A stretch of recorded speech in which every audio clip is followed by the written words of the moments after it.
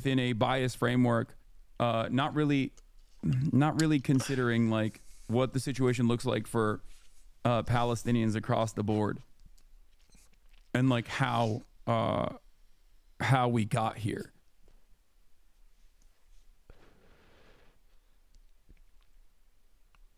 It's a little bit disappointing, but while Israel can't just return the situation to what it was before the current hostilities, the Israelis feel that they need to ensure the security of their border communities, and so they're going about it unilaterally by paving the entire... Yeah, you don't understand. The potential security threat of Hamas is more important than the occupation and the genocide of the Palestinian people. Israel's defense trumps all. Who gives a fuck about the Palestinians' defense? Yeah.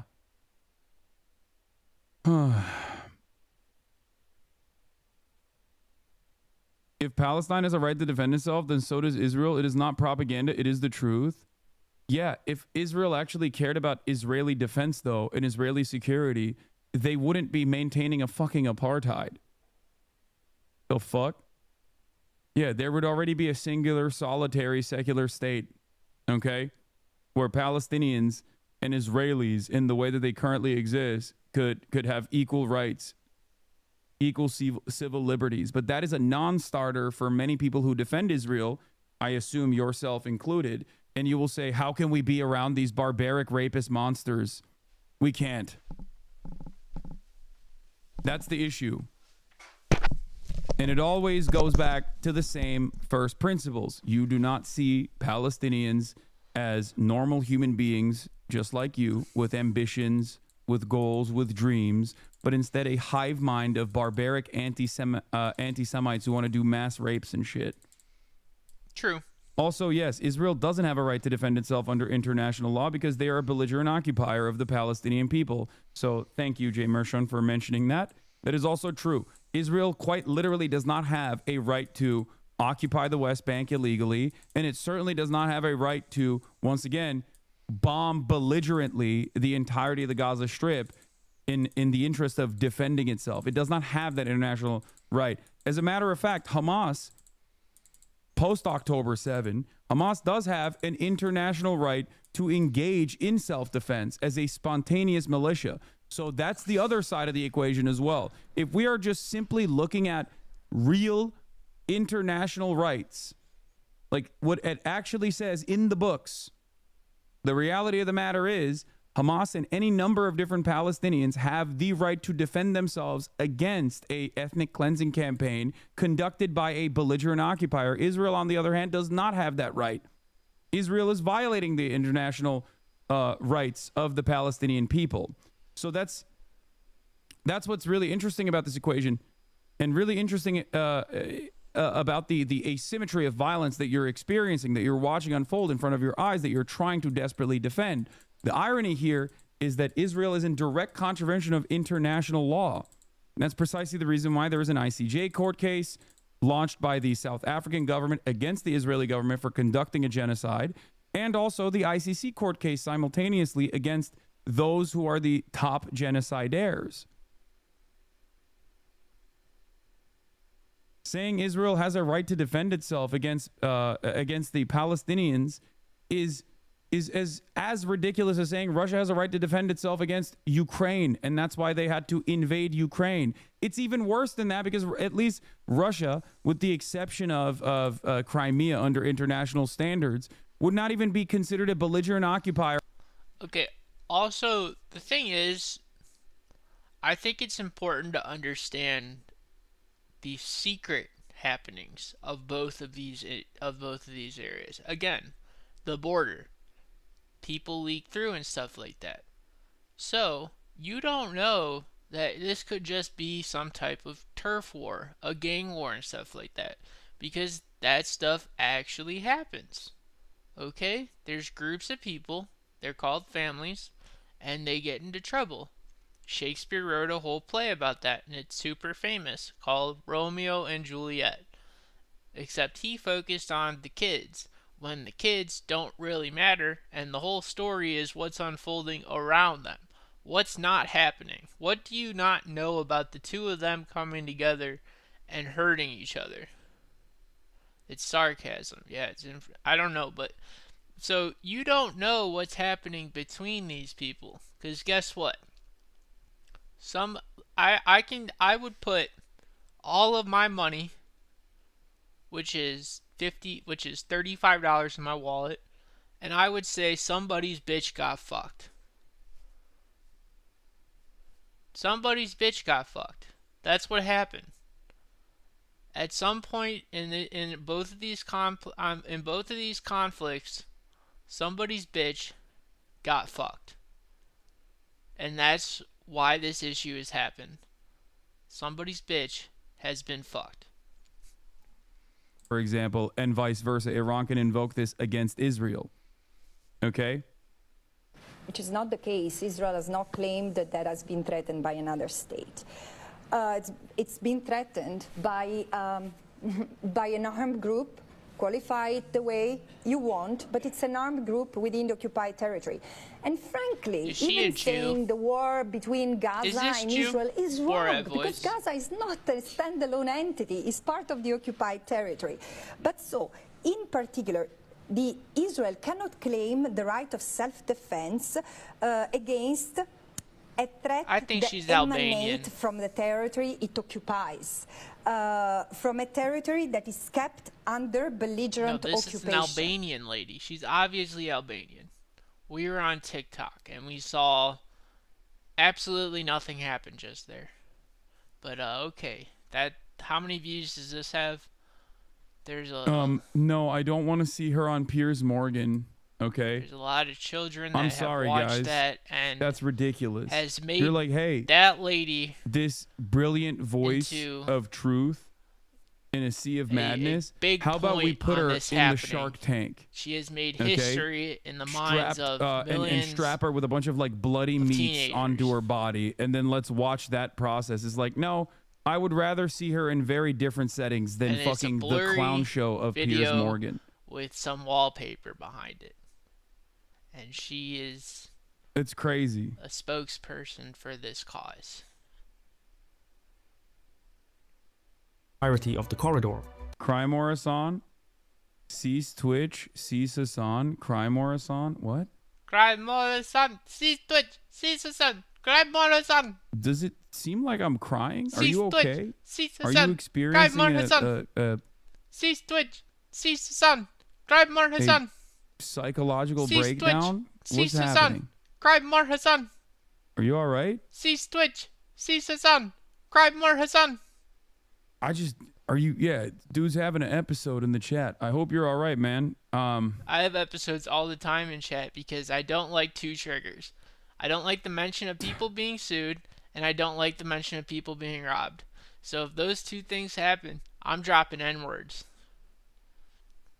I don't want to see it. If I see any of those two things happen, I'm dropping N-words. Essentially, Israel now calls the shots in the Philadelphia corridor. You can't cease.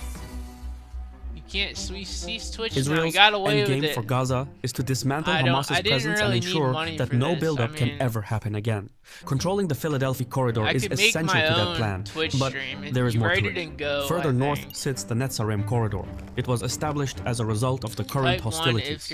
Measuring about 6 kilometers in length and 2 kilometers in width, the Netzarim corridor stretches from the Israeli boundary to the Mediterranean Sea.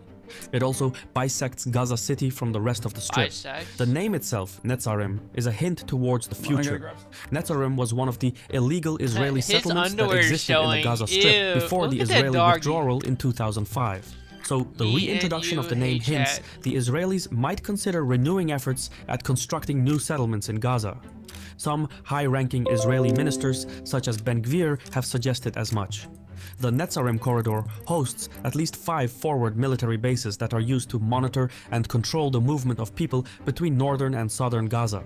The construction of these outposts and the extensive land clearing nearby suggest that Israeli boots on the ground are to be permanent. So even after the current hostilities subside and Palestinian civilians return to their homes, or what's left of them, Israel will have the ability to control life in Gaza without needing to occupy the area entirely. Netanyahu has already declared that under a truce agreement, Israel would not withdraw from the Philadelphia and Netzarim corridors, including the Rafah crossing. Palestinian diplomats reject such buffer zones in both corridors and argue that Netanyahu added these negotiating points to derail the ceasefire talks. I don't know how to create an analogy for this, but they're trying to quarantine the issue. I'm done with this. That's what I think is trying to happen. They're quarantining.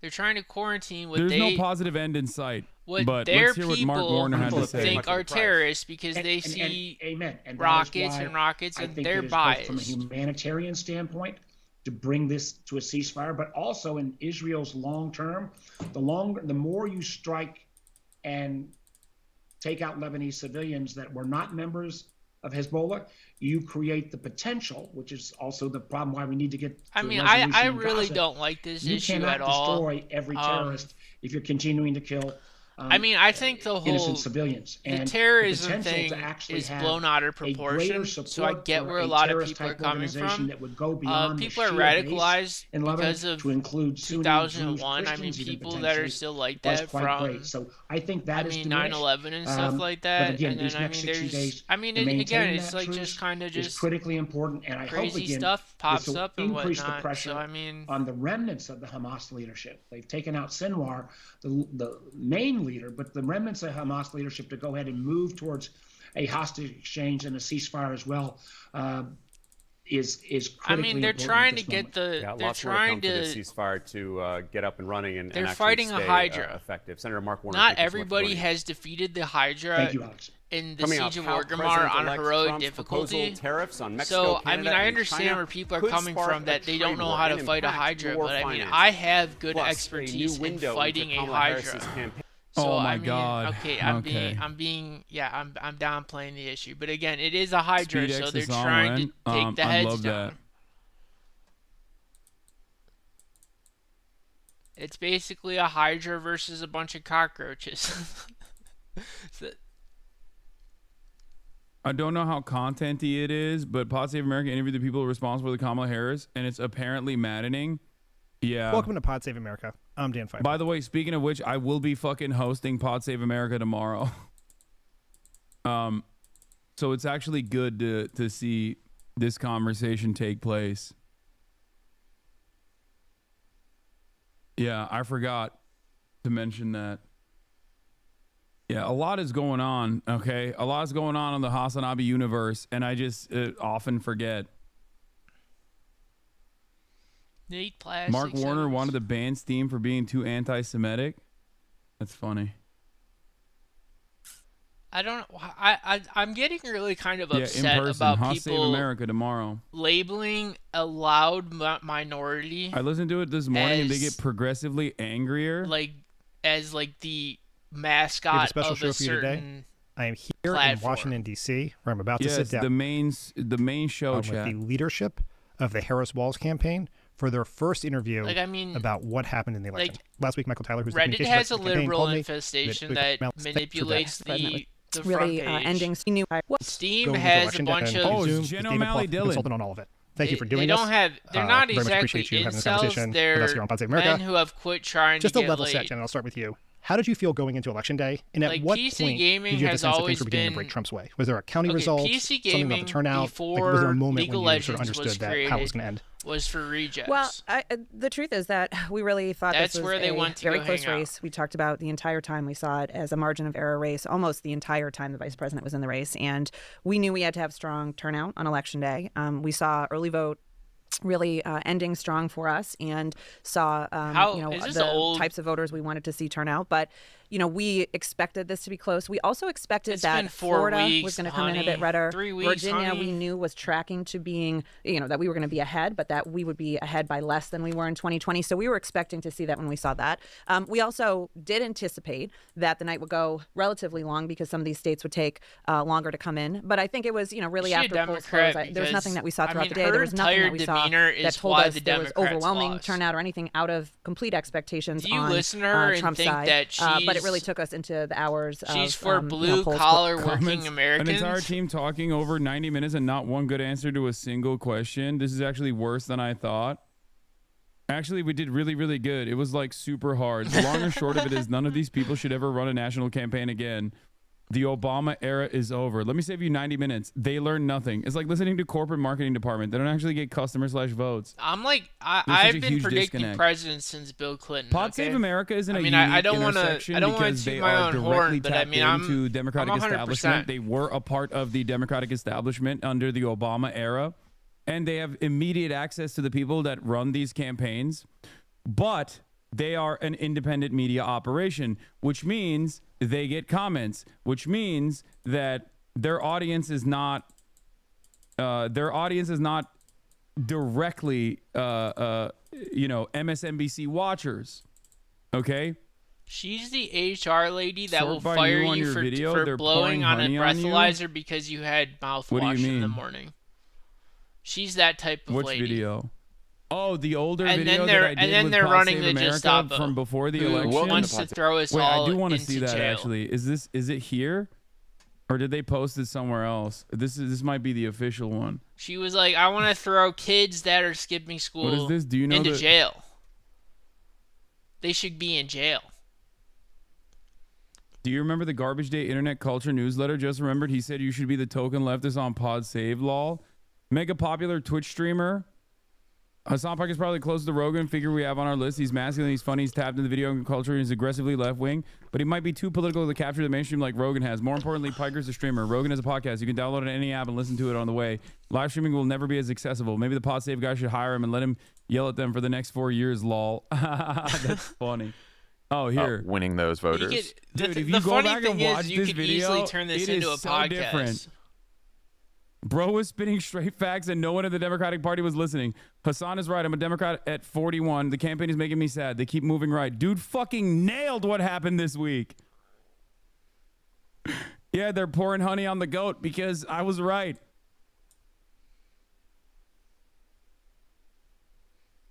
I mean, it was over the second she started adopting. Have Sam Hyde on to talk about what's Trump's happening. policies. He's very erudite. She's like, I'm not Trump, but I agree with him on some things. But he was right about the bro vote. Is it time to elect a age like fine wine? Hasan was right. Identity politics blip. Sounds like Hasan was right. Trump won the Gen Z vote. They should have had this dude in their campaign. All his criticisms that were even before the election turned out to be the exact reasons why the Dems lost the election.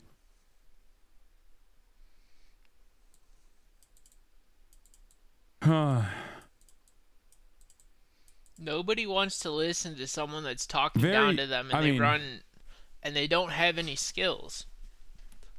Vindicated once again. Permanently. Hasan is a literal terrorist sympathizer. Had a Houthi terrorist on the show and was laughing with him. Laughing at videos of hostages being taken. Contributing to chat on October 7th podcast saying they deserved it. Programmer. Call these babies, tell their babies. You had a terrorist on the show and told them we support you. Stop normalizing this.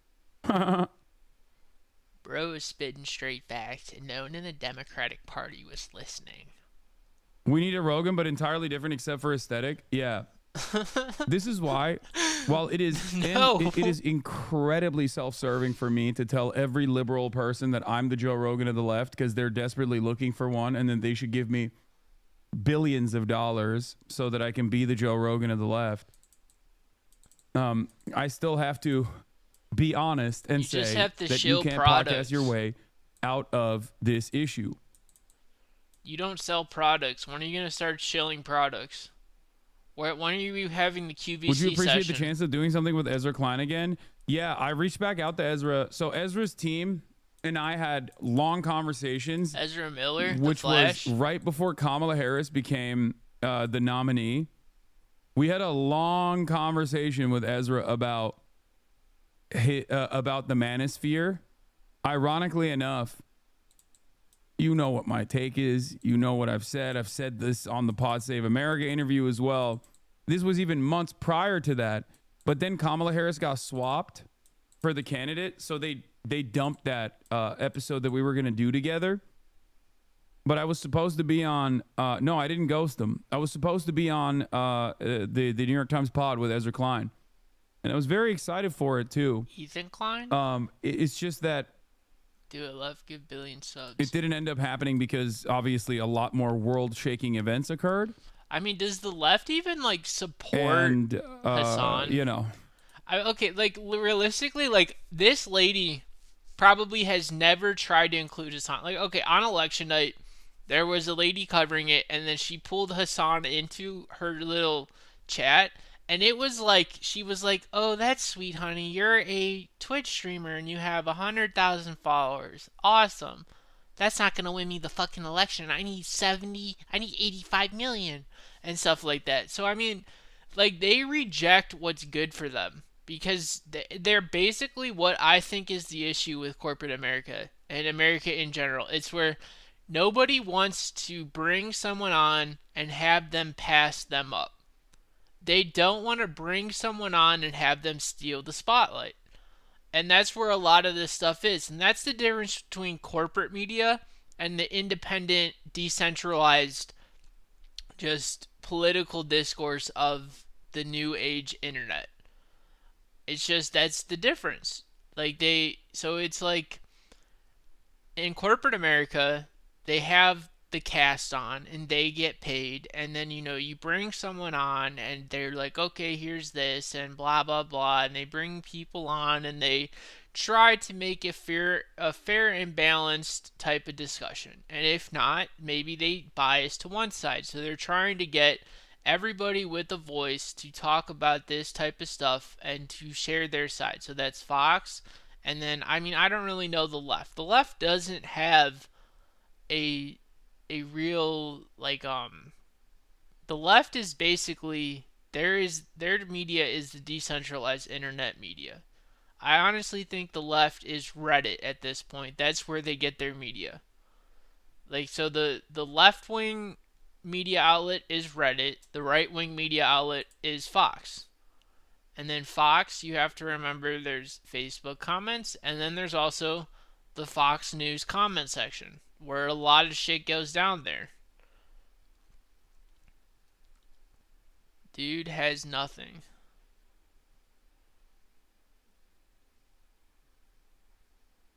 And so, I mean, again, they treat Hasan as some kind of outsider, and it's really weird. They just have not accepted that he's a force to be reckoned with. I mean, I don't know his journalism history. I don't know his upbringing from Twitch in general, from the early days where he was building the hype and stuff like that. But I mean, it's just a little kind of,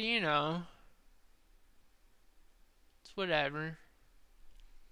I mean, but it's still, they're like, this is this guy, and the way they're talking about him. I mean, it feels so cold compared to, I mean, the left-wing media just feels cold. The left, they talk to each other, and it feels like they're at each other's throats, and it's some kind of popularity contest. With the right wing, it's just kind of, it feels family-oriented, as much as that sounds. Trump is that drunk uncle at Thanksgiving, and he's just like, yeah. And he's telling, oh yeah, look, I had this tweet, and this guy said this, and then I said this, ha. And that's just how he comes off. And I'm getting, and okay, this right here, this Kellyo girl, they need to just stop saying the racism. I mean, unless they're talking about what I'm saying, where they think Hasan is this and they're racist. But I mean, okay, then the left spends all this time saying racism, and all the left knows is that racism is bad, so they can't come off as racist. The left is terrified of coming off as racist, while the right is just kind of like, I'm not fucking racist. By the military that runs the country, that is directly in the pocket of the United States of America. The only brown and black countries that are allowed to have nukes are only allowed to have nukes as long as they are good servants of U.S. empire.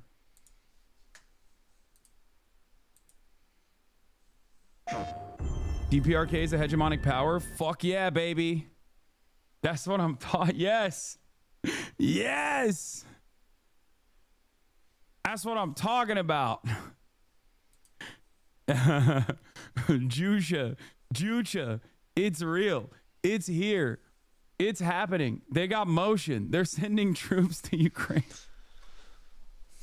It's so stupid to say this, but yes, countries that have develop their own nuclear programs outside of the orbit of influence of the Western superpowers. And think about how long that has taken.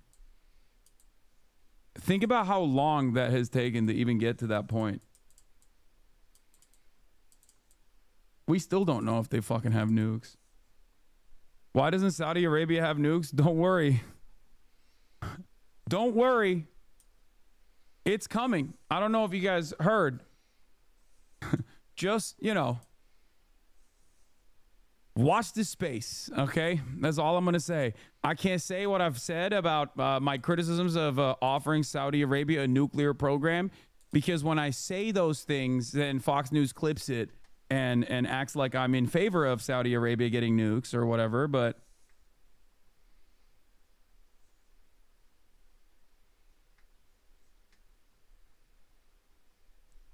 I did not have that tab open. But South Africa was run by the same sorts of racial fanatics.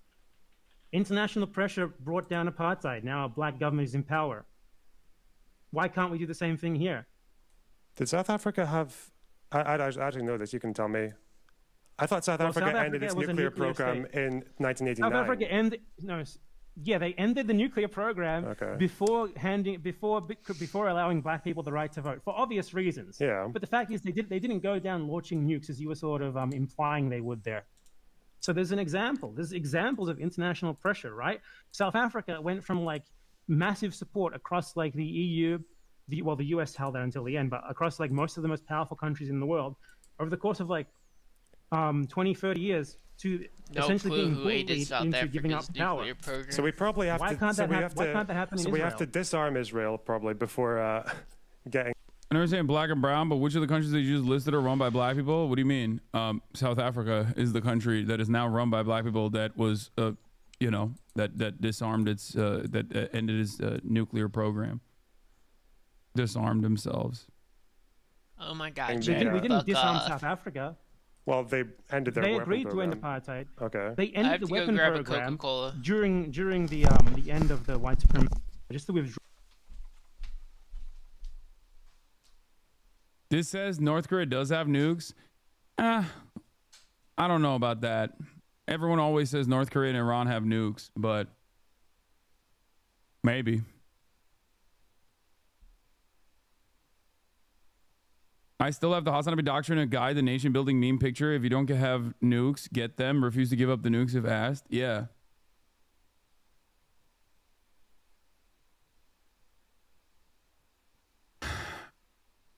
For as long as I've been around, everyone has always said that Iran is on the verge of getting a nuke.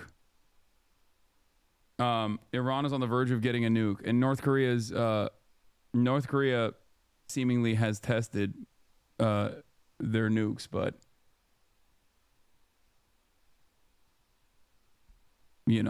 that's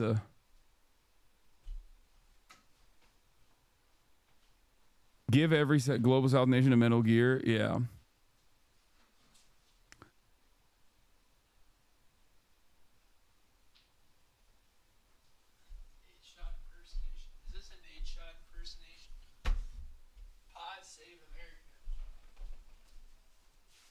UK, Canada, France torpedoed the UN nuke watch group being allowed inside Iranian facilities recently. Anyway, I don't know what the fuck we're watching. Loner Box.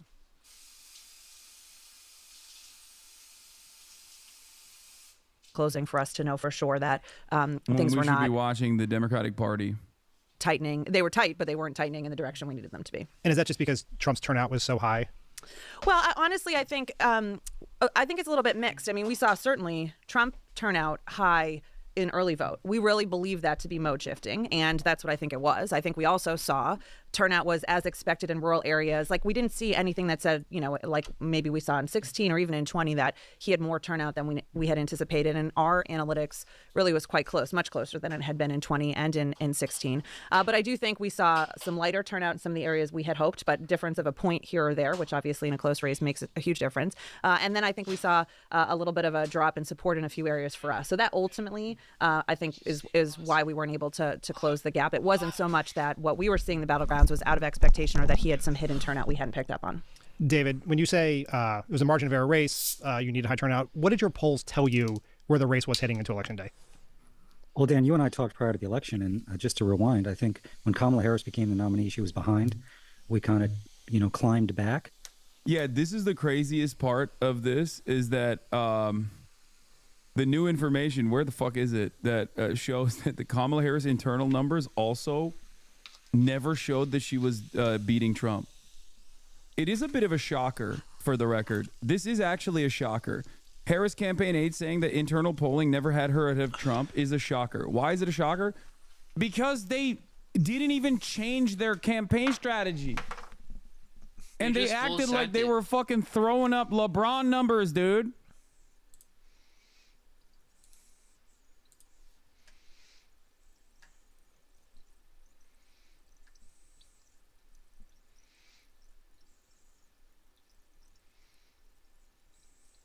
Is crazy. Like, they were throwing on purpose. Like, what the fuck was going on?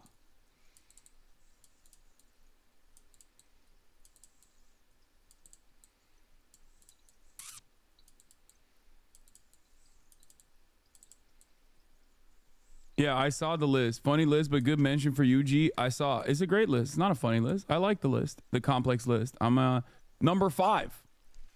I'm very honored to be amongst, some of the best in the game. Yeah. Kamala Harris's internal numbers showing that they were doomed from the jump is fucking nuts. It's nuts, especially when they were like, yeah, shit's looking bad. And then we just got to keep moving right. And even post-debate, we still had ourselves down, in the battleground states, but very close. And so I think by the end, it was a jump ball race, and I think we needed some things to break our way. Maybe Trump's election day turnout would underperform. Our election day turnout would, either be at level or overperform. And, we'd win more of the people who decided in the last 3 or 4 days. I think our data and the New York Times data and other public data suggested we did have some progress with undecideds at late October. So it was a dead heat race. But, at the end of the day, the political atmosphere was pretty brutal, and that's not an excuse. You had right track, wrong track, I think 28-72, about 70% of the country saying they were angry and dissatisfied. Yeah, and we saw that. We saw that, just like I constantly mentioned. Remember, this was a thing that I mentioned all the fucking time. And the campaign was like, we got to move directly move towards Joe Biden. But then only try to outflank him by going more to the right. We saw and did nothing. We saw and sometimes even did worse than nothing. We saw that and we did the worst possible thing you could do.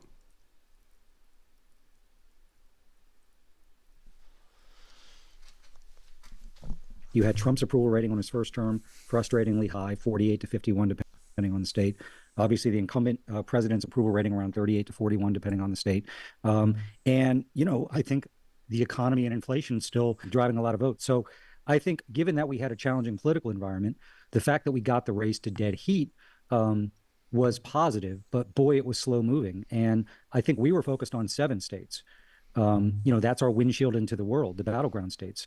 But, what we saw on election day was, New Jersey and California and Connecticut and New York, massive shifts. So I think where Kamala Harris campaigned, we were able to keep the tide down a little bit, but it ended up being a pretty strong, tailwind for Donald Trump. And I think it's worth reminding everybody, we saw in 22, even though that was a pretty decent Democratic year, we saw these shifts. We saw them in 20, we saw them in 16. Trump specifically, but Republicans generally. Please, man, be honest. The biggest mistake Harris made was saying the only difference between Biden, she would have 1 Republican in the government. She should have said 2. You're right. You're right. Americans obviously were like, actually, how about all Republican members of the cabinet? That's what they voted for. And that's the only method to win.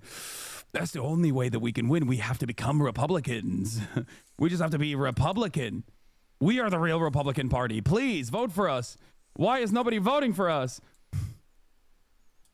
Yes. I mean, I personally think improving their vote share amongst non-college voters, particularly non-college voters of color. No such thing as and the this was a surprising race because Kamala Harris actually did, I think, better with senior voters than I think a lot of people would have thought. So, margin of error race where we inherited a deficit, we got it to even, but the thing never moved. So, to Jen's point, I think we were hopeful. I don't know how optimistic we were, but we thought, okay, this is tied. And if a couple of things break our way, and listen, I'm naive in this way. I just thought at the end of the day, particularly because Trump did not close well, I thought Kamala Harris closed well.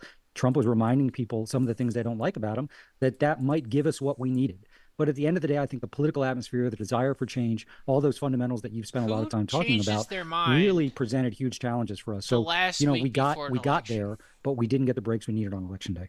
How deep was the hole that she had to climb out of? Well, Jen, I mean, I think, listen, there was the Biden-Trump 1.0, which is obviously pretty catastrophic in terms of where the race stood. When we got in, my recollection is some of that snapped back, but, we were behind. I think it surprised people because there was these public polls that came out in late September, early October, showing us with leads that we never saw. It was just basically a race that in the battlegrounds was 46-47, 47-48. So that's not where we started. We started behind.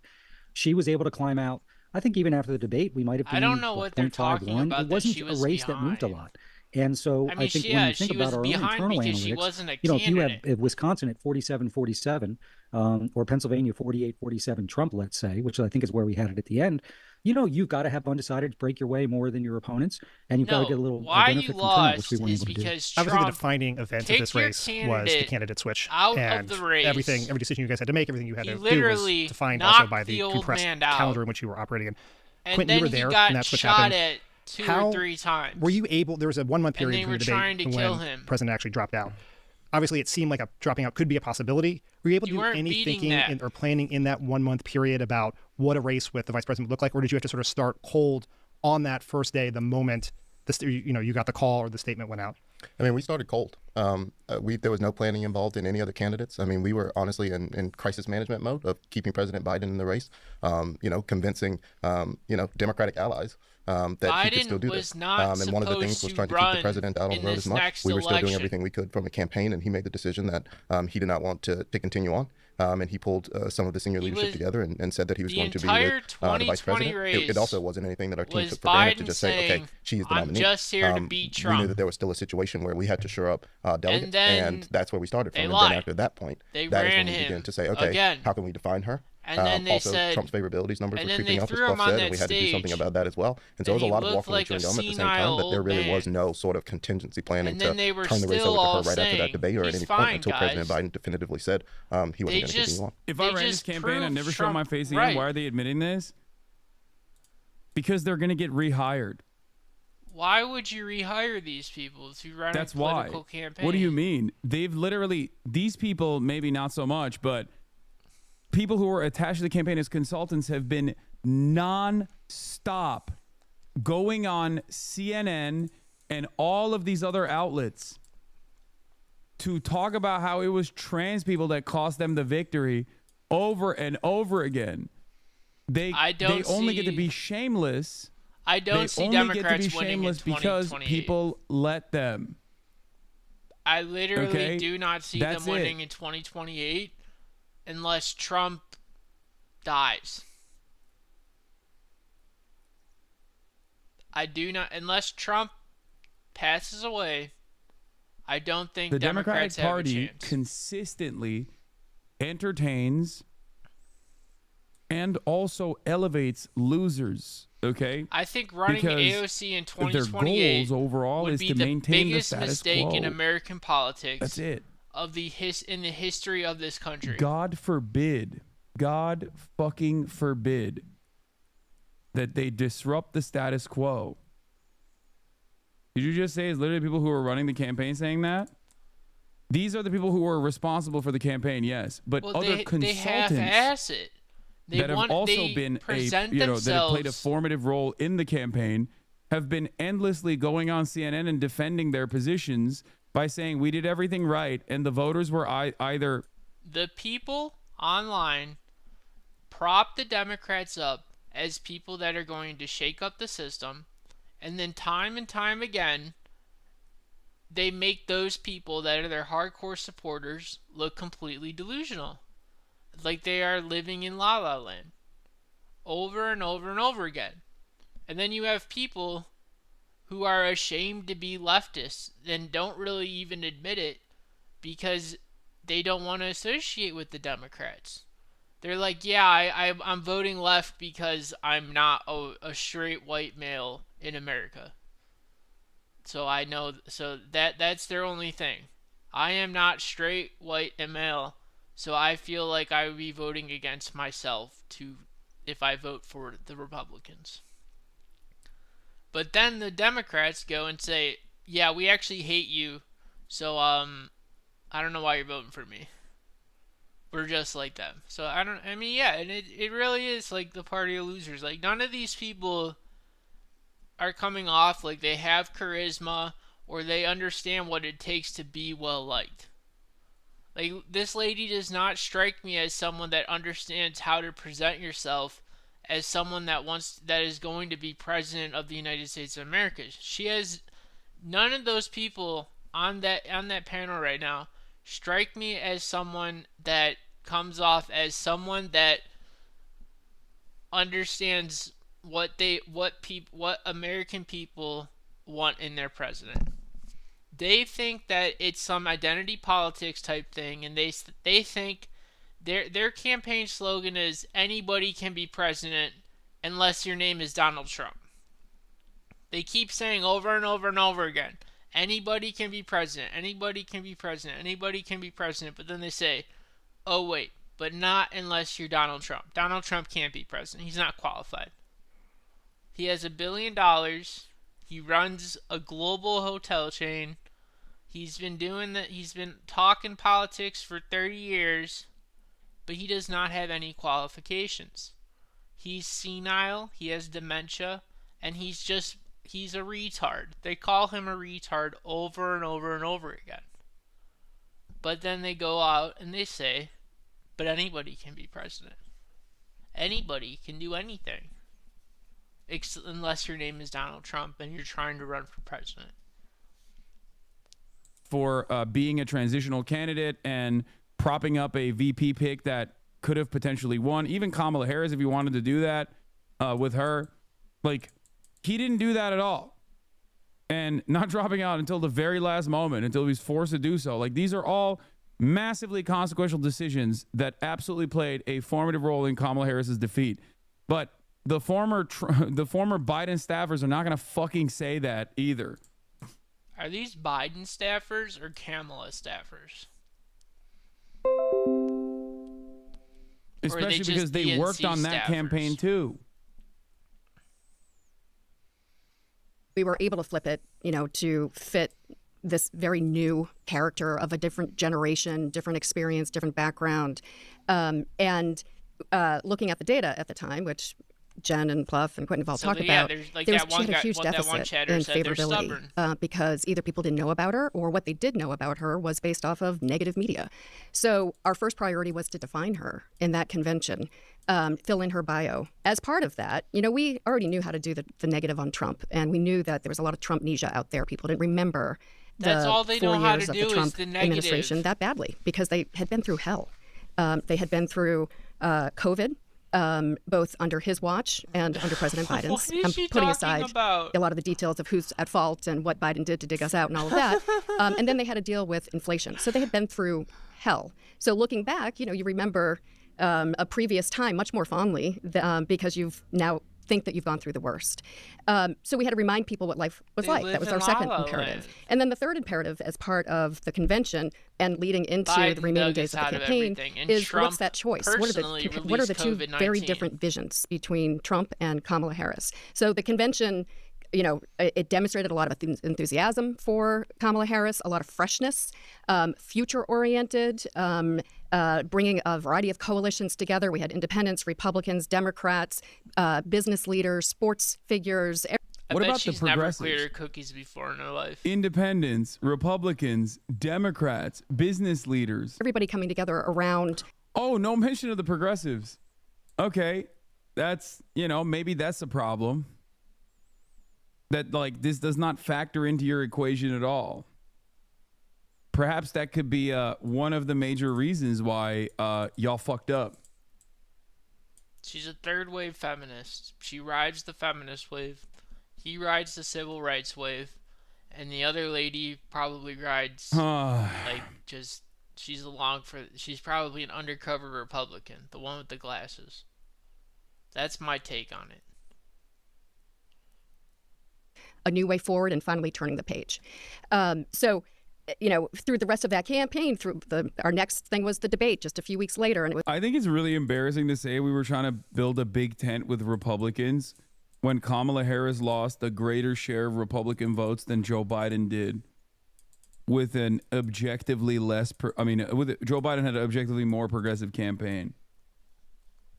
They call them racist Hasan all day long, and then they decide no, they're not racist. They'll vote for. They have the potential to vote for a black lady. You see this fucking photo he posted on Twitter? I was like, dude, chill. Chill, what if bro. First of all, he posts photos too. You can't be calling me out, Phil. You're trying to fill people in. I see the thirst traps you post before going live. Okay, he's doing the Hasanabi method. My man. He's doing the Hasanabi method. Oh, that's funny, bro. That photo was so insane. I don't get it. What's insane about it? What is insane about it? Ray also called you out shameful. You know? What the fuck? What is it? Guys, I just opened up Twitter and I just see Hasan cock. Okay, it's you guys' fault. That's not the prominent fixture of this photo. That's not supposed to be the main emphasis. Is she gonna show us? What the? Wow! What the hell? That's just simply a part of the photo. It made me pregnant.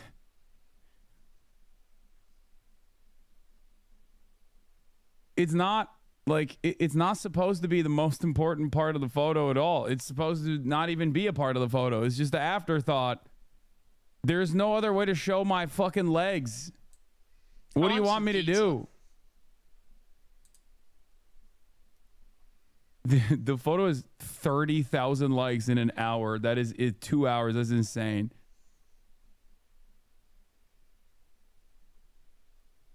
How tall is Hasan? Is he like 5'7"? Look, I almost have the indent. You can see. What's he like? 5'6"? I don't believe that he's 225. Well, I'm 172, so I guess if I gained 50 pounds of muscle, I'd look like that, right? I saw the pig and had to have a cigarette. Makes me feel good that I have I probably have as big as a wiener as Hasan. I had a girlfriend until you posted that. We just got a mortgage together. What do I do?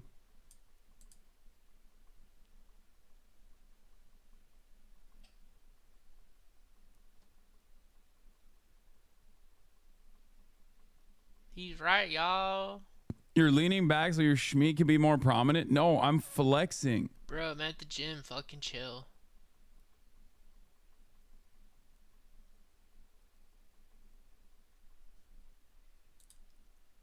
You're on TV in my parents' house? I'm playing. So you're flexing your cock and balls. Okay.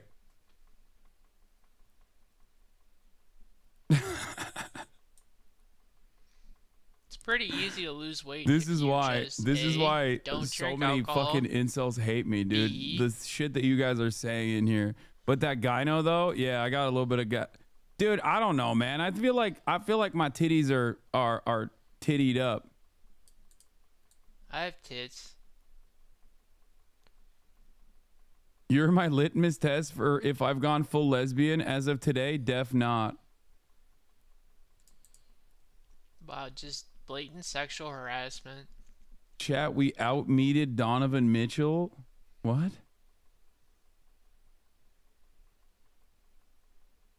My Hatsune Miku poster going down and you're replacing her?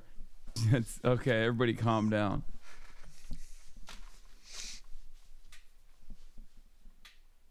Okay, all right, we're done with this.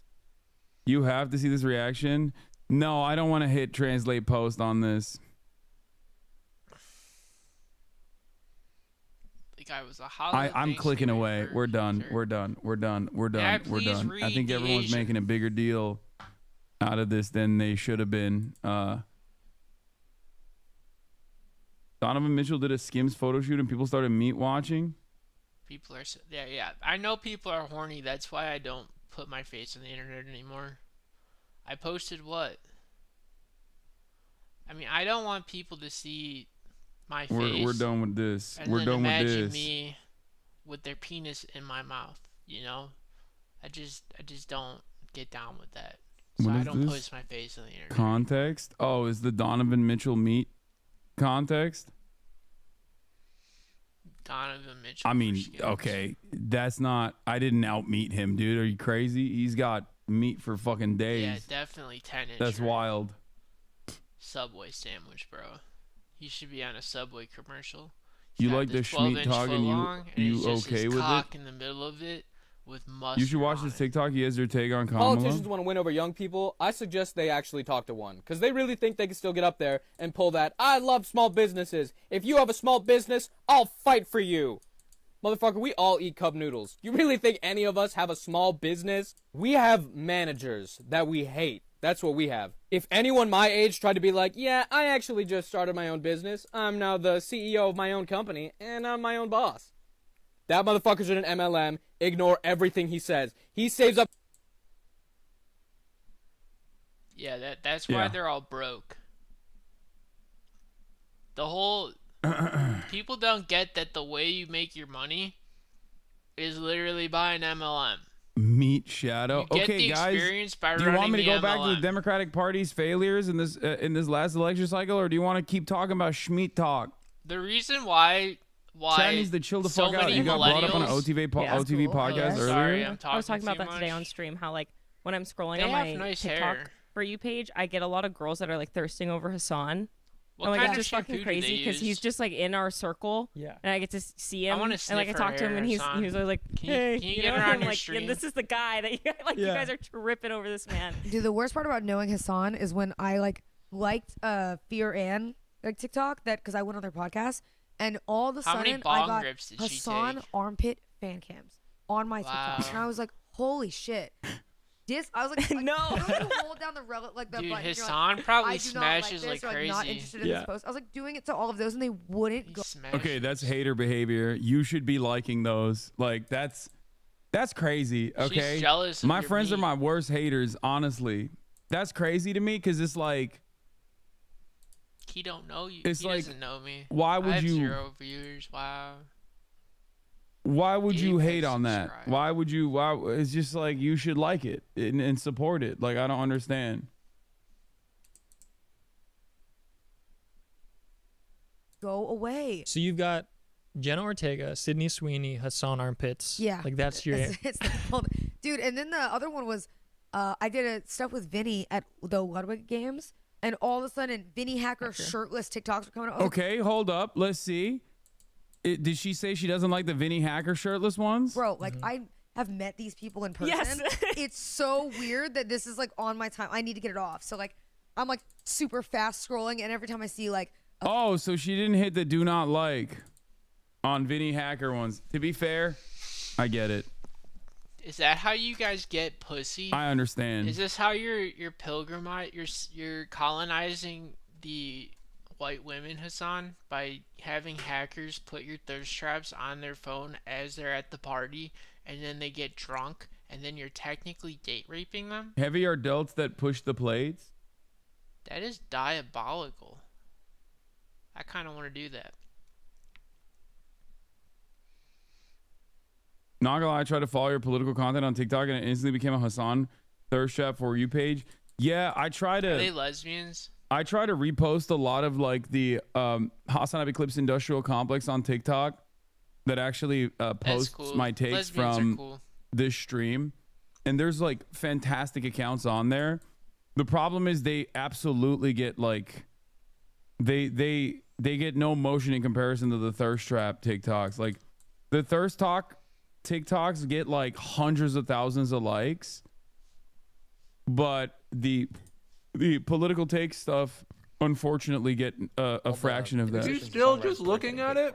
So the core of the company is really solving those two things. How do you build something greater, which usually give people what they want by allowing them to discover, but then at the same time solve the monetization aspect. And so in podcast, you know, the whole industry has evolved quite a lot. I feel like I need to stop eating pizza. Sort of download to streaming. I need to stop eating pizza. Bro, you're skinny as hell, bro. It's fine. You earned the pizza. What the fuck? And obviously in video, it's totally different type of stacks. And Check DoorDash. We see that being a huge barrier. When this dude, when this dude hits me up. Yeah, I'm kind of sick today, so I'm gonna get. I'm a Uber. I'm Hasan the Hasan method of thirst trapping to get people to Hasan, come. I got the ride. Your meat Hasan, out. I bought the ride shoe yesterday. I got the ride shoe yesterday. This man will hit me I don't up know in if you know what DMs that like, means. You killing it. But I got the ride shoe. I know you don't care. This motherfucker just comes out like this.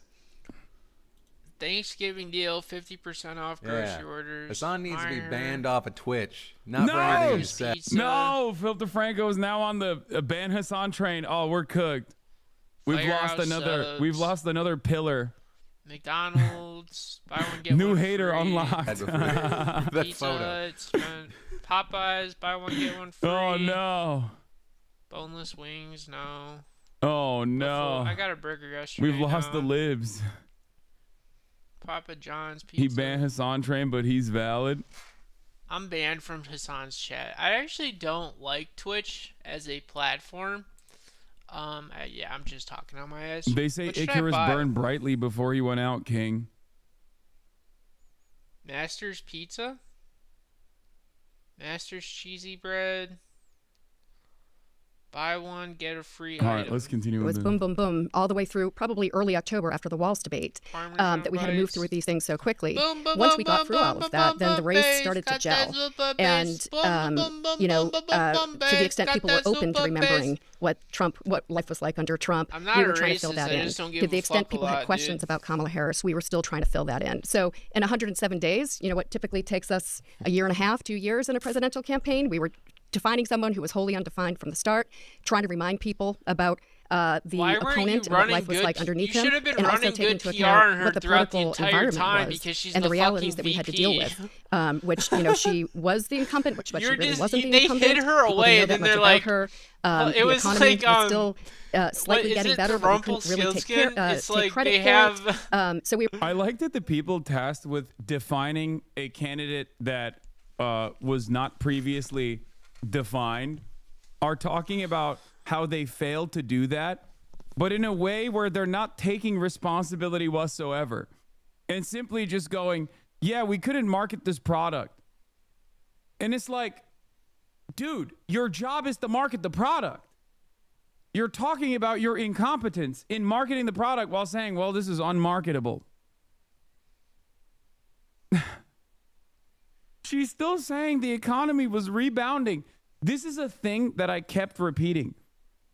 The economy in 2016 was quote unquote fine, okay?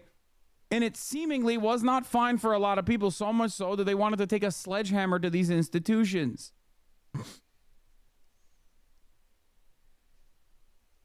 Clearly, they did not consider it to be fine back in 2016 when they voted for Trump the first time.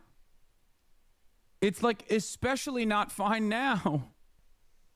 We were in a bit of a crossroads trying to figure out what that October messaging and closing messaging would look like. Pluff, there was a sort of a debate outside of your campaign that the primary and most important thing to do was to educate voters about Kamala Harris, and that voters sort of knew all they needed to know about Trump. I take it you guys disagreed with that analysis and you felt a need to at least knock his numbers down a little bit. Is that right? Of course. I mean, that is nonsense. So first of all, back to where the question you were talking to Stephanie about. Kamala Harris started this race, if I recall, with favorable 33 to 35. She ended it at 48. She actually ended the election with a higher approval rating than Donald Trump. I'm not sure someone's won the presidency with a lower approval rating. So I think as people got to know her, they liked her. I think her approval rating now post-election is north of 50. That was really hard work. And I will say that think about if Kamala Harris had come out of a process that was traditional, running in and winning a primary, so maybe become the nominee March or April, you spend a month, 6 weeks on your biography. You keep coming back to it. You define the Trump first term. You raise the stakes of what a Trump second term would be like. You have like a month just to run paid advertising on things like housing. Bro, they didn't even do that well enough. Like they didn't even remind people of like how shitty it was when Trump was president. They didn't even do that well enough. They did a horrible job at that. Oh my God, dude. They're going to run Kamala again. I swear to God. I swear to God, bro. It is so... Oof. In your tax cut. So this is where there was a price to be paid for the short campaign. And you can't even say 107 days because to Quentin's point, some of that was spent shoring up the Democratic nomination. Then you really have to have said everything you want to say by the time people start voting early. So we had a little more than 2 months to do bio, contrast on the economy, on healthcare, raising the stakes of Trump. So yes, when you have a race where you've got the current incumbent president with approval ratings of, let's say, 38 to 40, never in history have we had this before, at least since, I guess, Grover Cleveland. So once you have a former president running where 48 to 51% of the people approve of his first term and people are dissatisfied with the direction of the country, you have to raise the stakes of what a second term would be like. So I think for us, we spent much more time trying to raise the stakes of the second term than we arbitrated the first because voters just weren't open to that. So that's why we're trying to define her and fill in the biography. In terms of a huge sales tax for the American people. What is that, her identity? They only focus on identity politics. So their campaign strategy is not what she's gonna do, but who's gonna do it. They're trying to decide who's gonna do what they want to do. They don't know what they're gonna do, but they know. At least they know themselves. Yeah, maybe they've missed a few social cues this election. The fact that he's more unhinged, he wants unchecked power. Project 2025 ended up being about as popular as the Ebola virus. Question. So we did a lot of good work there. And now, of course, the son of a bitch lied about it, and he's hiring everybody who authored it. Project 2025 is going to be the Trump administration agenda, as we pointed out. So we had to do that. So if we had just run a race solely on Kamala Harris positive, though we did a lot of that, on what Kamala Harris wants to do on the economy, we did a lot of that. It's worth reminding your listeners who live in California, New York, or Alabama or Florida, you're not experiencing the presidential race as it's experienced in Pennsylvania, Michigan, North Carolina. We spent a lot of time, she spent a lot of time driving a core economic message. But in our view, that was not enough. When you've got someone whose first term was judged favorably enough by enough people to give him the election, and people are dissatisfied about where you are now, and you're part of that administration, you have to basically raise the stakes. And for us, it was on the economy.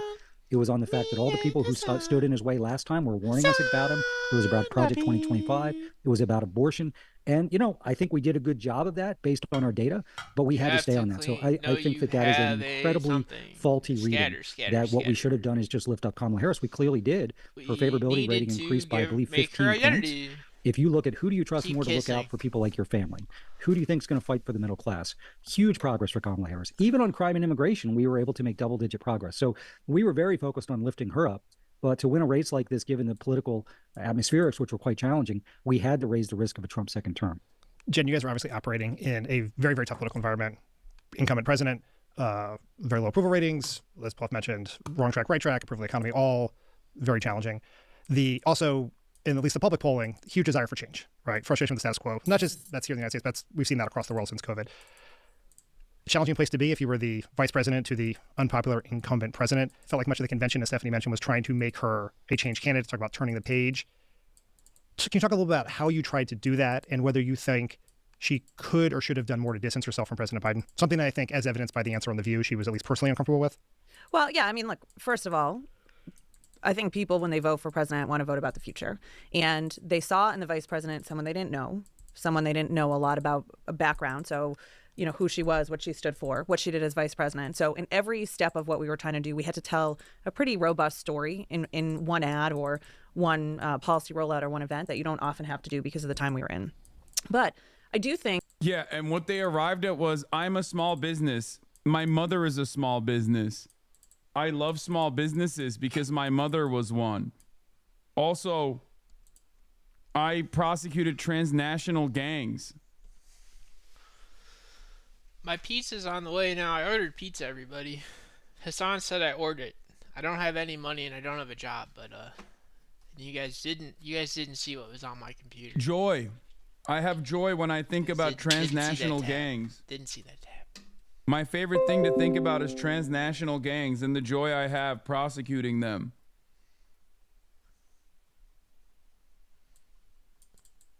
And also the joy I have when I think about small businesses in the opportunity economy. I prosecute transnational gangs, but illegal immigration is not How could this have failed, guys? Yes, I want gun control, but I own a Glock.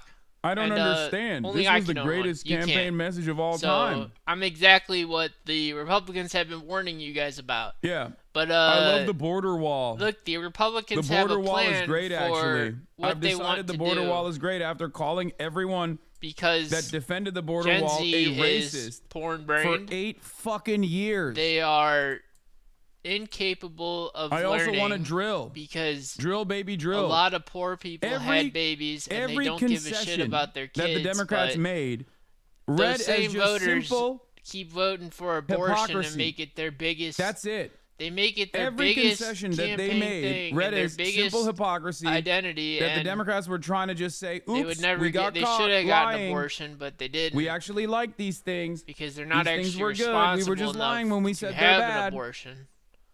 They get So pregnant why the fuck and does they're that matter? We can afford it. I make that we really focused from the get-go $7, and if I on just how work she was $100 a different than week, everyone I else, make different than Joe $700 a Biden, week. different than Donald Trump. And at the end of the day, the choice was possible her with a versus kid. Donald Trump. And at the same time, I don't have to she watch was very the kid. clear I mean, I that did. she was a new generation Look of at me. leadership, but it I wasn't turned just out like a fine, statement. and I it was was barely watched. Here's what I need to focus on. Her first policy announcements were economic, talking about housing, talking about lowering costs, understanding that people really didn't feel like things were progressing in the way that they wanted to, a la the right track, wrong track data, but how she brought her own point of view to thinking about housing, sandwich generation. That was probably her biggest applause line, one of the best testing things that we did. That wasn't a poll tested, let's work on this poll, this data to tell us this is the right issue we should go talk about. That was about her life and also understanding what people in the country were really needing. Oh. Bro, these people are, I think these people just are bad. That's it.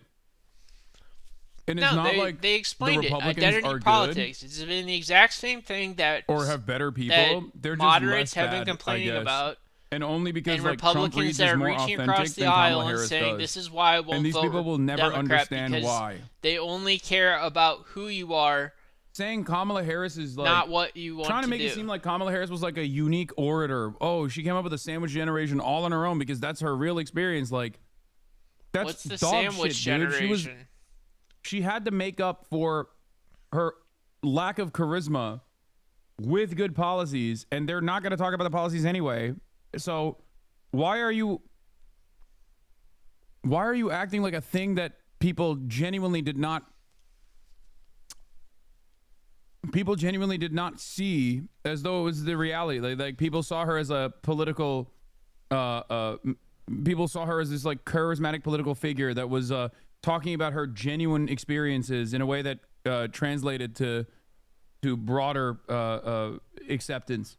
So I think that in a 107-day race, it was very difficult to do all the things you would normally do in a year and a half, 2 years.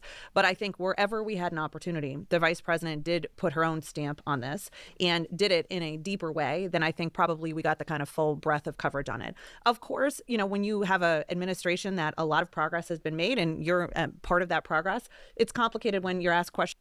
For so many people that talk about how closely they're tracking the data or how closely they're tracking, even messages. I wonder if they were closely tracking the messages around Gaza. Was that a consideration at all? I doubt it. Questions in certain ways, but at the end of the day, I think she really, every time she turned, talked to a voter, every time she was out on the stump, she really leaned into her own vision. But the headwinds were tough. I will also, though, add, of course, we lost. So I'm not here to say that that didn't happen. We would much rather not have that happen. But where she campaigned, we did way better than the rest of the country. And Donald Trump did worse, to the point that you were just talking about with Pluff. That idea that people have just a well-constructed, already baked in idea about Trump and they don't need to learn anymore. They're like, it's just a complete fallacy. They're I mean, trying to be like, see, I'm a loser, and that was critical but for us. And this is why you should still hire me, because where we focused, not to mention that where we focused in the first, where we decided to focus at in the first place was the wrong places, but where we put our focus, we actually won. In every other state, we're only capable of focusing on a little couple of things and stuff like that, and we're totally blinded and perhaps if we had more time, we could have done that. But I think that's fundamental, that when people learn more about her, understood what she stood for, if we just ran a national campaign in 3 cities, namely New York City and San Francisco and Los Angeles, we'd win. So like if we just had 3 cities, like if we could just take the national election and boil it down into 3 areas and just completely brainwash the people into telling them that Donald Trump is going to throw you into a concentration and we lost across camp, the board, and we're dog shit. We're awful. We can win if we could just focus on 3 cities. That's why we don't want the Electoral College, because, I mean, to be honest with you, like, we don't have any use for it. You see, we could have lost by 20, but we simply lost by 14. And that in and of itself is a victory. Got it. To a point of view that Donald Trump will be worse, and I think that's playing out right now. And Dan, on the Biden question, we of course got that everywhere. We think he'll be worse, and we knew what the data was. We knew we had to show her as her own person and point to the future and not try to rehash the past. You didn't do that. She also felt that she was part of the administration, and unless we said something like, "Well, I would have handled the border completely differently," we were never going to satisfy anybody. So we did talk about things like, she's a different generation. Most of her career is from outside of Washington, not inside Washington. So she knows a lot of the best ideas are from across the country. Her career has been about reaching across the aisle, finding common sense ways to get things done. It's not been based in ideological politics. All of these things, we were trying to tell a story. Oh my God, they're so stupid, dude. What are you talking about? She's from... Oh my God. She's from La La La Liberal Land. She's from... Wow. This is worse than I thought. She's from California. You should have said most of her experience is from Washington, D.C. She learned how to do a national campaign and not just deal with California. Is at least knowledgeable, or somewhat more knowledgeable than myself. Intelligent. This is what they talk about on Blue Sky. Time, like, some of these congresspersons are dumb as... When they say Blue Sky is an echo chamber, or like blocking people on Blue Sky will get you to be in an echo chamber, it's that lady right there. That lady blocks too many people on her Twitter feed.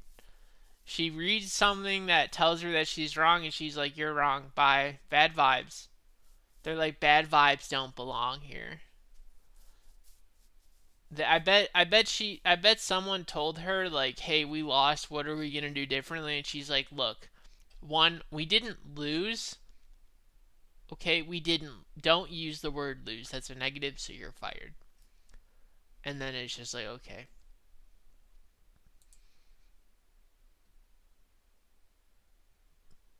I mean, this is so unimaginably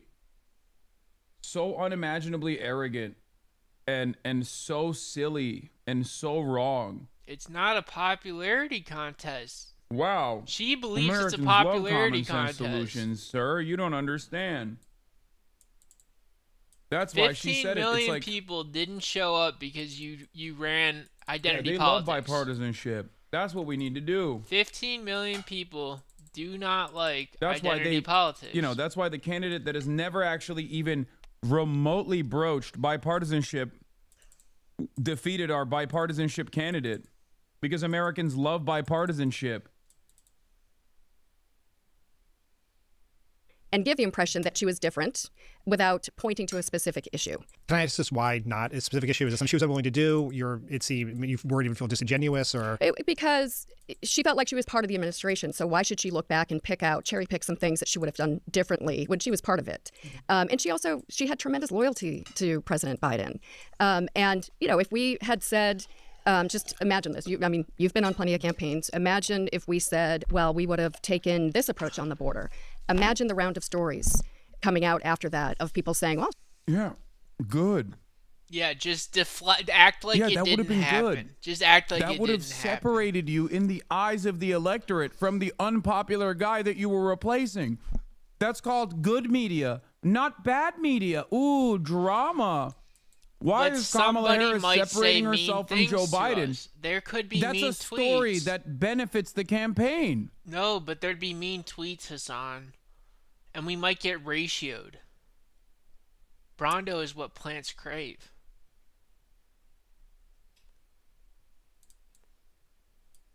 Wow. That kind of publicity would be good. I just see idiocracy when I'm listening to these people. You know?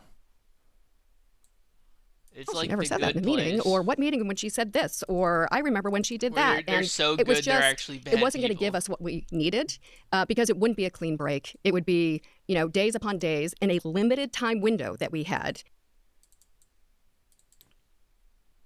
You know what's really fucking stupid about this?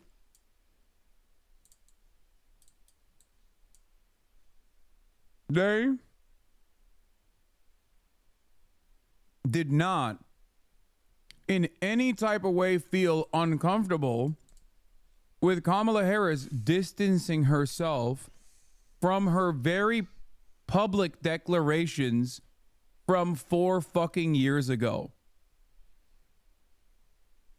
But God forbid she distanced herself from the guy that made the situation so dire that you had to substitute yourself in his place to run for president.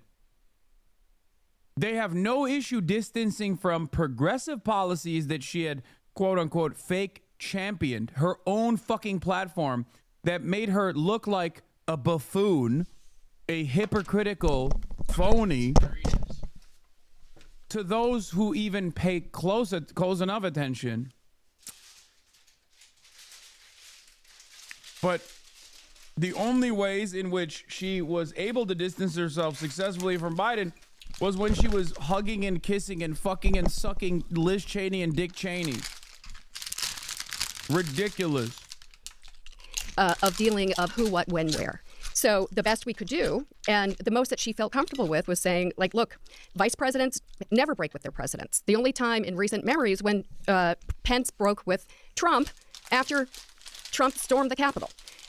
So Biden's they call that the murder exemption. If the president tries to murder you, you can break. Yes. If you are, ripping up the Constitution, trying to overturn an election, people die, then you could break with your president. But absent that, vice presidents stick by their presidents. And she wasn't willing to, change that precedent for whoever the future president-vice presidential partnership would be, because it would mean a whole, different set of. Yeah, we must not break norms.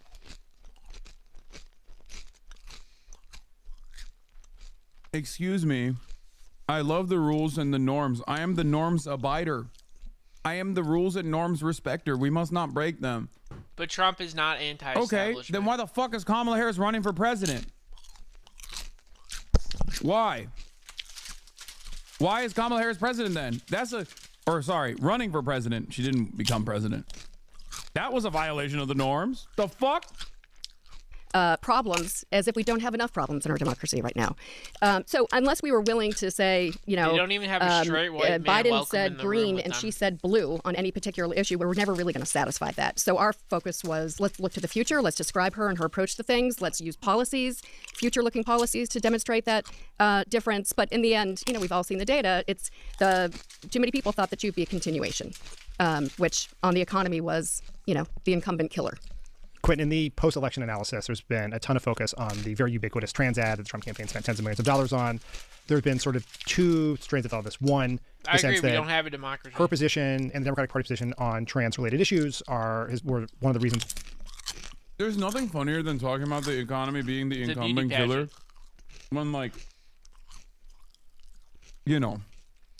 Mexico is right there, dude. Mexico is literally right there. AMLO was an old doddering man. but he was very well liked.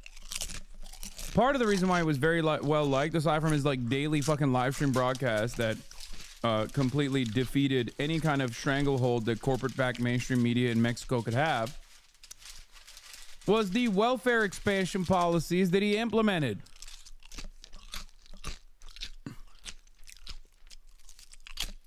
AMLO, as the doddering old man who believes in fucking duendes, wood elves, was able to successfully transition power from his hands into Claudia Sheinbaum.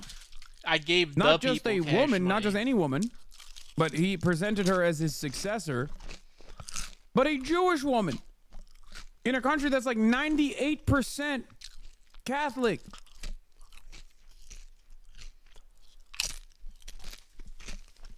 How the fuck did that happen? I guess maybe the Wood Elves are real and they made it happen. By the way, I had Cool Ranch Doritos. It's like for the right first there. time You can jail. just point directly to what is going on. Cool Ranch Doritos are better than nacho cheese Doritos. As a successful strategy. Now, it would be very funny if someone were to say, Mexico is simply more woke than the United States of America, right? Like, between the U.S. and Mexico, I mean, they are more woke on women's rights, at least when it comes to abortion, unconditionally offering support for abortion. There are places in America that are worse than Mexico now on abortion. That part is real. Having said that, however, it has some of the highest fucking rates of femicide on the planet. What are we talking about? That Fat Nick song, Timex. I got Oxycontin something something out in Mexico. Camilla's is sucking hella coke. Perhaps there was some Camilla's other reasons. Snorting hella coke.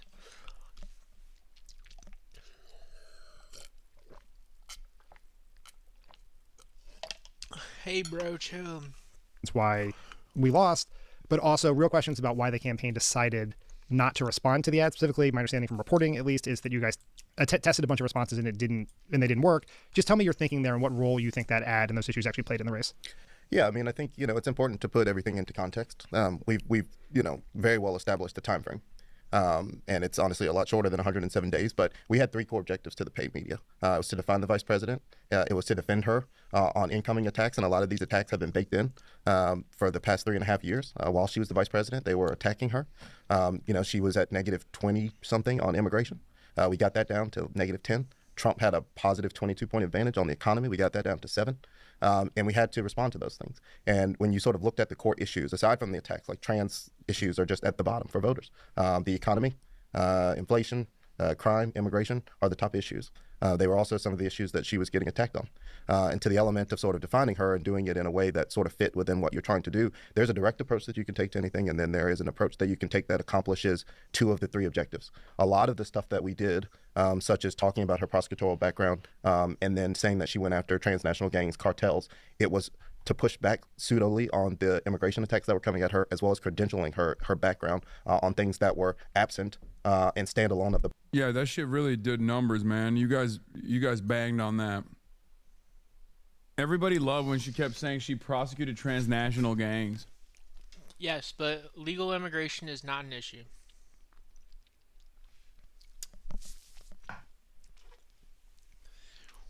The Biden administration, we did a lot of stuff about her record as AG, her record as a prosecutor, not as vice president, because it also allowed her to stand alone separate from the Biden administration. On the trans attack, obviously it was a very effective ad at the end. I ultimately don't believe that it was about the issue of trans. I think that it made her seem out of touch. And it was sort of a pseudo-economic ad underneath it, because he was saying you're going to pay for it with taxpayer money. And it was in her own words. And that's something. But we tested a ton of responses to this, direct responses. And none of them ever tested as well as basically her, talking about what she would do, to Jen's point, the future, the type of president that she would be. There were elements of it where we did try to say, and we put ads on television. Dude, the only reason why that kind of shit is even remotely effective when it's not, like in the same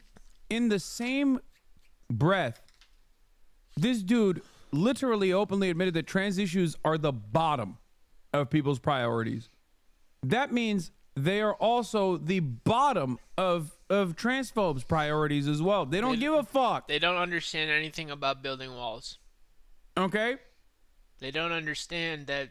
Which means the Democrats, all of this is a distraction. And it's only an effective distraction if you don't have any campaign messaging that the Republicans are more focused on dismantling. They're selfish civil rights activists. That's it. Say you are in support of Medicare for all. And then watch the Republicans try to land attacks against that. Be like, civil it's socialism. Rights for me, not for thee.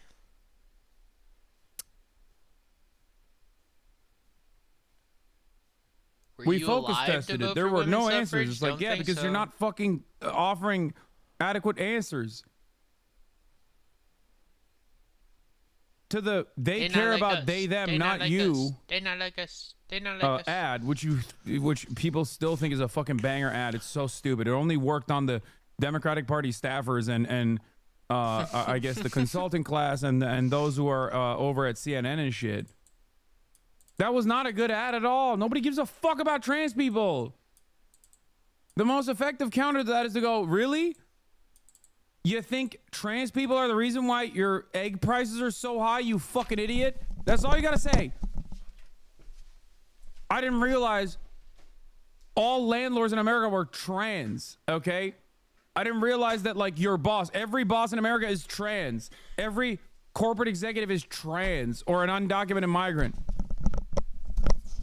Problem is, they love the corporate executives. They love the bosses and they love the landlords, so they can't fucking say anything about them. It's so dumb. You should have just said, this hyperfixation on trans people is weird as fuck.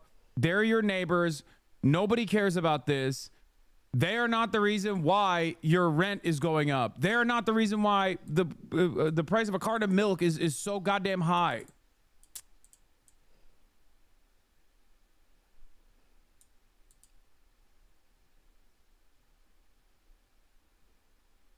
But they didn't do that. And also, that alone doesn't work unless that messaging alone doesn't work unless you also have like positive policies that you can point to that directly respond to people's material circumstances. What's wrong?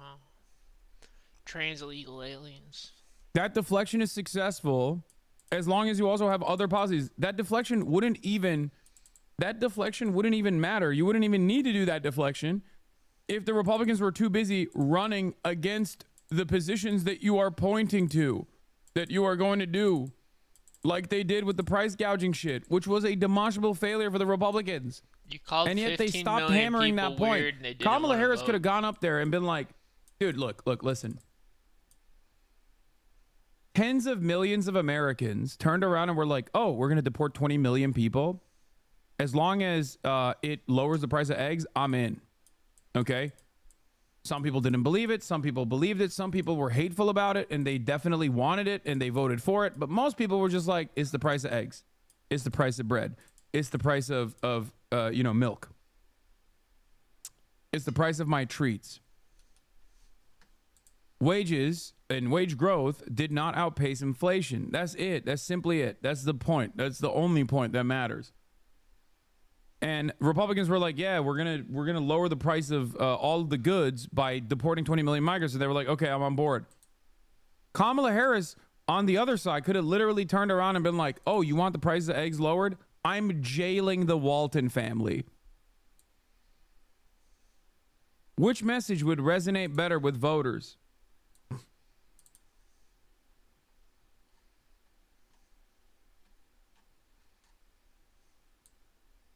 I'm not saying she should do this. I'm not even saying that would actually lower the price of eggs. It would probably lower the price of a lot of shit. But my point is, Americans didn't give a fuck at that point. Okay, they didn't give a shit about what Kamala Harris was going to do in an effort to lower the price of eggs. Okay. Yeah, Mexico also recently just renewed price control measures as well. As of November 11th. Claudia Sheinbaum said on Monday that she would renew an agreement with food producers and retailers to keep the price set of basic groceries affordable for consumers. The measure had been rolled out by her predecessor, former President Andrés Manuel López Obrador. in 2022 as inflation was as high as it has been in 2 decades. We want prices to come down for consumers, especially for those who don't have much. Scheinbaum, who took office at the beginning of October, said in her morning press conference, the new accord will be signed on Wednesday or Thursday. López Obrador, Scheinbaum's mentor, launched the price controls in collaboration with the private sector on a set of groceries including corn tortillas, rice, soap, tomatoes, and toilet paper.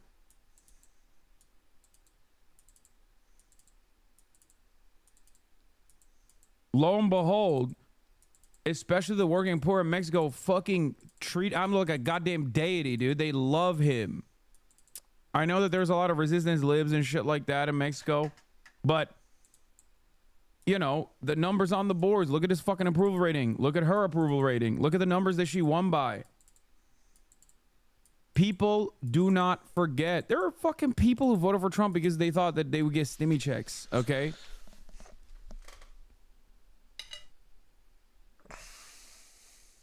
People don't forget the last time that the government actually did something right by them. I don't think you guys understand.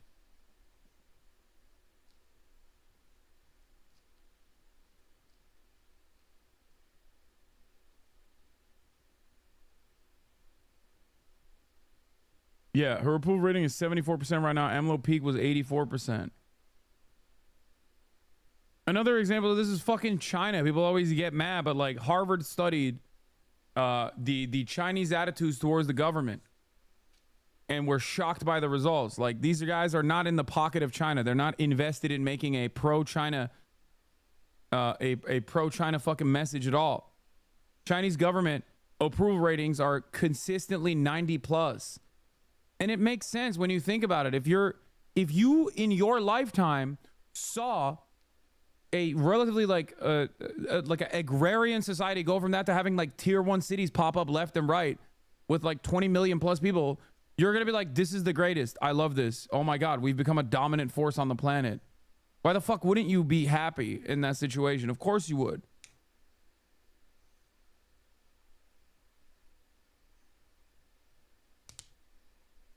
It's like not that difficult of a concept to grasp unless you're a fucking dumbass American and you forgot what democracy is supposed to be about. Now, I'm not even saying that about China in general. I'm just simply saying that governance, good governance, and democracy is supposed to be about offering things to your constituents. Okay? The greatest example I can also point to that you're seeing cycle after cycle is the black vote. Why is it that the black voting bloc has consistently been more pro-Democrat the older they get, more liberal the older they get? Their voting patterns show that the black voting bloc is significantly more pro-Democratic Party the older they get. It's because they remember the last fucking time the Democrats actually expended political capital for them. That's it. And the further you move away from the Civil Rights Act, like the further you move away from that time, generationally speaking, the more people move away from the party.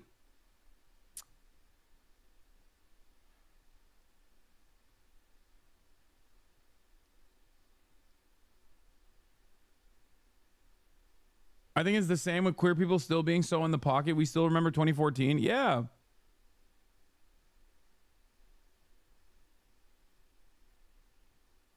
But that's like impossible to contend with for a lot of people. Americans are so cynical about the way they analyze politics that they literally think it's actually bad when a politician, quote unquote, buys votes. That's called politics, man. That's called doing right by your constituents. What do you mean fucking buying votes? I've said this for years. It's like we are so lost in the sauce, so overcome with the expectation that politicians are never supposed to do right by you, that when they actually are entertaining the notion of offering you something, people think, oh, it's cynical. They just want to buy votes. Oh, you mean be a democracy? That's what you mean. I can't believe that they're not simply in the pocket of corporations and their interests. there's something wrong here. It's like, yeah, there is. There's a lot wrong here. Let me tell you. Holy moly. Of her saying, you've seen all the negative attacks against me, and try to bottle it up, because I also think you have to think about the entire sentiment when you're running a paid campaign. And the trans ad, I think because of the content, a lot of people felt like it was much bigger than what it was. But to put that into context, Team Red, meaning Trump and all the super PACs that were spending on Trump's behalf, that was 7% of their total ads was on that issue. Was that specific? So I think it was two ads, right? Yeah. There was the original, and then there was the one with Charlemagne. Yep. And it was all Trump. So Trump spent, 37% of his, 200 million on that ad, but Trump wasn't the only spender. We were getting hit across the board. And so you have to take into account what all the super PACs are doing and play off of that. And I think that's what Trump was doing. His super PACs were hitting us on the economy, immigration, and crime. And Trump even started hitting us on immigration. And I think the veracity of which we came out of the gate and responded to that, they weren't expecting that from us. And then they backed off of that. And at that point, they started going into it. And so it is easy to say with the kind of resources that we raised, we should have been able to do everything. But that's not the case. You have to make decisions in the time frame that we were in this race. We had to choose. And we chose to focus more of our attention.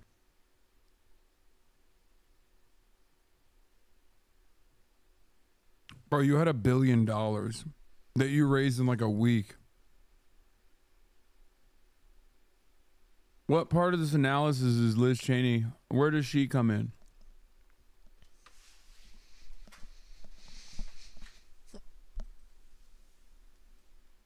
Millions to celebs. $1 million users. I can't watch the rest of this, man. I can't even entertain this shit. It's so ass. I'm still in debt, yeah. Let's get to some real thinkers. Let's get to some real thinkers, okay? That's right. It's time to be fucking value-tained.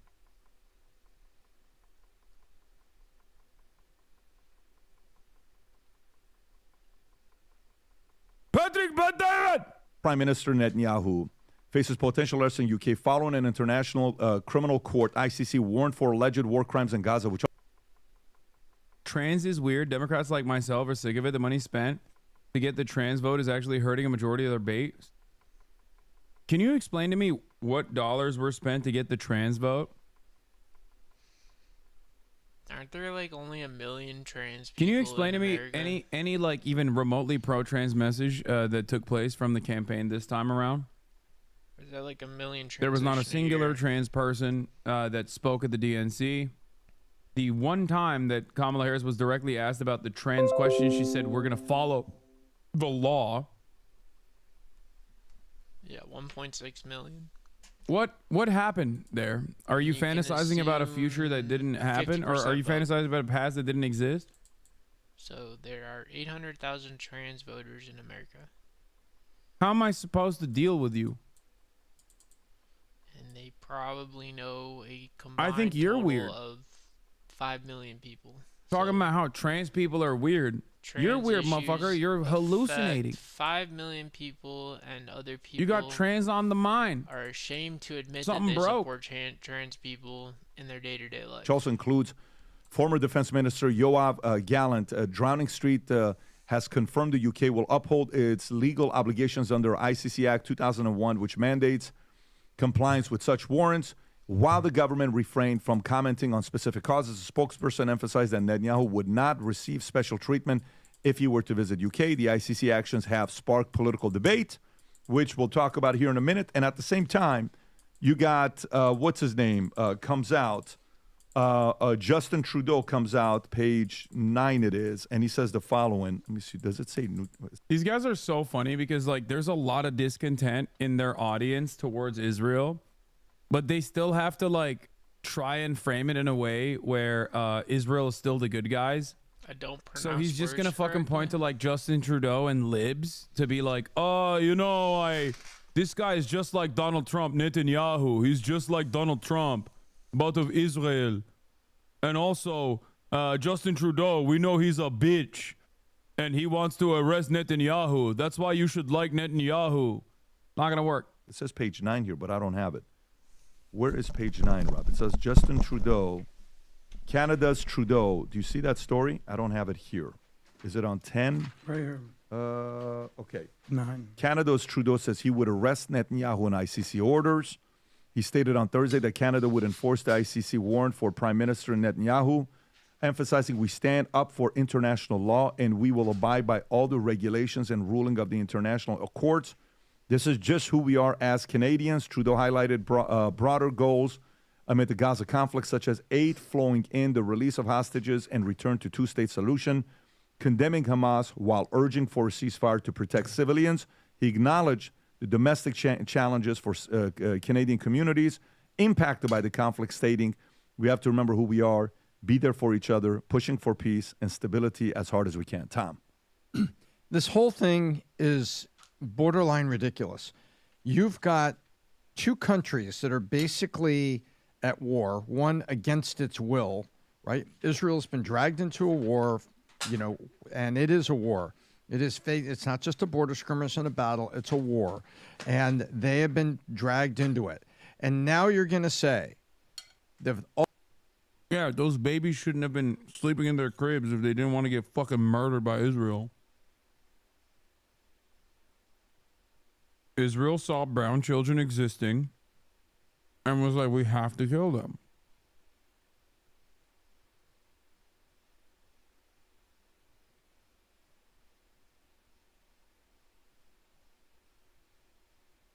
What is this?